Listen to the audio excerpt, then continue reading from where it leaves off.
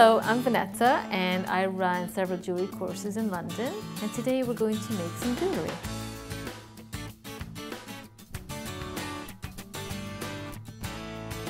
In this video, I'm going to show you how to make resin jewellery. The resin we will be using today is called epoxy resin. What you will need to make resin jewellery: you need a set of scales, you need some pigment. The pigment needs to be the correct pigment for the resin you are using. You need some mixing sticks, some mold dish, and some resin. I have epoxy resin, and I also have the catalyst to go with it. And you need a mask. This is a special fume mask to stop the fumes from, or stop you from inhaling the fumes. You will also need a pair of latex gloves to protect your hands. You will also need a little cup. Now these are just ordinary plastic drinking cups. Whatever resin you're using, you need to read the instructions carefully because resins are toxic, and you need to do this in a very well ventilated room. And the other thing that's very important about resin is once you have poured your resin, do not leave it in a room that you will be sleeping in.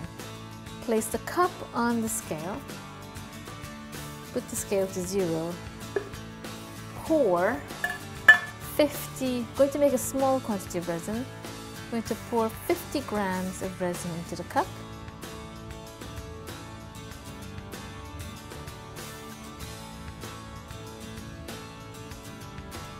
And then put the scale to 0 again.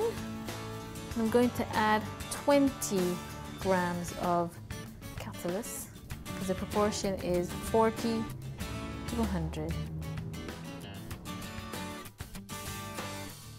You mix this resin very well. Do not stir it aggressively, very gently to avoid getting air bubbles. With resin, you could embed all sorts of objects. You could add gold leaf, you could add thread, you could add, you could have a stone and pour resin over it so that it's encased. You could really experiment with it. So we're going to also add some pigment. You can get a big range of colors. And if you wanted to mix two colors together, it's best to mix your pigment in a separate container and then add resin to it. But I'm going to make an entire pot of red.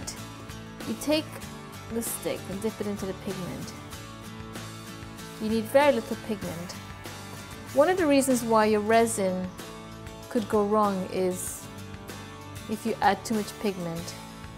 You don't need a lot of pigment at all.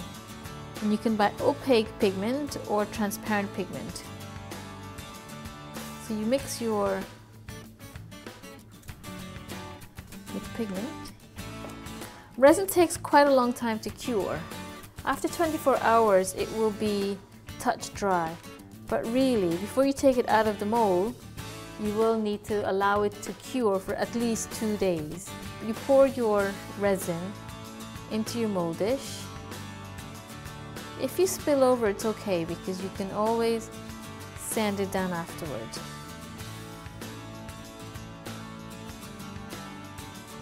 Now with resin, it's best to overfill it a little bit because as the resin cures, it shrinks. So it will get sucked into the piece. So just fill it so that you have it's a little bit spilling out a little bit, not too much. When the resin has set, when you've come back to the resin the next day or the day after, it should be fairly hard.